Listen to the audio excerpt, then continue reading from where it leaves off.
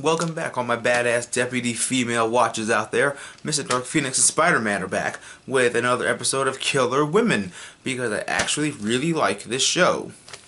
And who does is better than badass women? Not much. So, let's get started and talk about Killer Women, the Siren episode. Police work takes us on a course in Slender Man. You know, going around the woods at night, and you see a figure with basically what I believe is no hair. I don't even know if he has a face. But basically we're interacted with like a baby of like the brownie paper towel guy and Slender Man, and boom. That makes our first victim for this show, which is ironic, sad, and hilarious. Because I was able to make that reference on the fly, so thumbs up for that. We've got a serial killer on the loose. Obviously, talk about the killer part, since this show is Killer Women. So, killer, serial killer, Killer Women. She's not out killing cereal, is she? Serial cult bitches. I'm sorry. I'll never say that again. Forensic hypnosis? What is that? I want to take a class on that. I'm pretty sure you have to be a cop, but I want to know how you pick up forensic hypnosis. Because I will abuse the hell out of that. I'm not sure how, but with all the supernatural shit I watch, I'm starting to think this show can go on and we can have some superpowered assassins.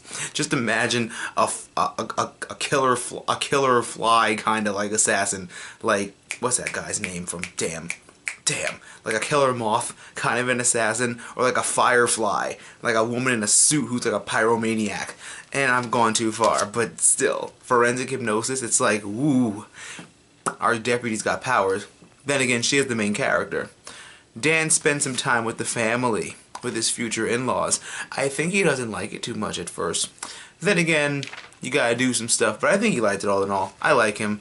I remember him from Riley as Riley on Buffy. Thumbs up if you remember him from that show. The rules of basic survival kick in. Remember when Mama said don't get into a strange van? Did you casually forget that? Because if you did, I'll remind you again. Don't take candy from nobody. And don't get into no vans with nobody. And unfortunately, it comes up to my next point, where I knew I couldn't trust that bar skank. TV rule number whatever, such and such. If an hour-long show introduces you to a new character in the first half hour, chances are that character is automatically evil by default. Because it's the next half hour. It's only 30 minutes, half an hour, 45 minutes, 40, whatever. So in the first half hour, if you're introduced to a new character before the commercial break that happens at the 30 mark, then that character is naturally going to be your villain or naturally going to be evil. I've been watching TV for a while now. You can take that as you like, because I have a couple TV rules. So that's one of them. So naturally, halftime mark, halftime show, that's your villain by default. 90% of shows do this, and this show is no exception to that. And now free desserts are ruined, which is not good. I like free dessert, but not if it was baked by a maniacal serial killer. No. Not even then. No. Do not take free dessert, no matter how delicious it looks. Don't you do it. If I can't do it, then neither can you. No free dessert from serial killers. Murder is another story, but not a serial killer. What if they make good pie? Moving on. Motives get sick and twisted. I like that. That's what I've said about this show from the get-go. None of the women are the same so far. And a lot of them have like real world, real issue problems. Like the army girl who missed the adrenaline rush. And even this one right here. It seems like all their problems aren't just always like they're killer assassins or whatever. It just seems like they just have real world problems that people can relate to. And that's one thing I like about the show. It's really down to earth. It's really personal for certain people, and it just grabs you. Like, it's like, you know, some people may have that problem, like, hey, you know, this show calls attention to that.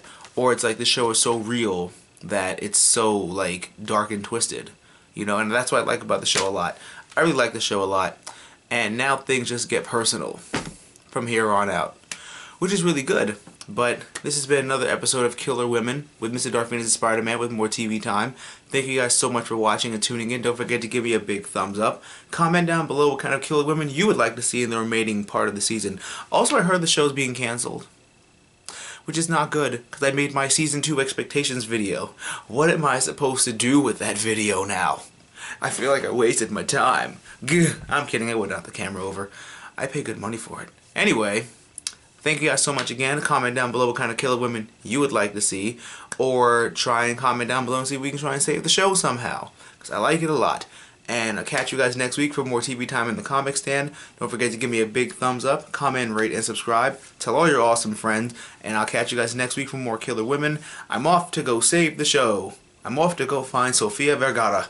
I'll catch you guys next week. Geek out and enjoy your lives.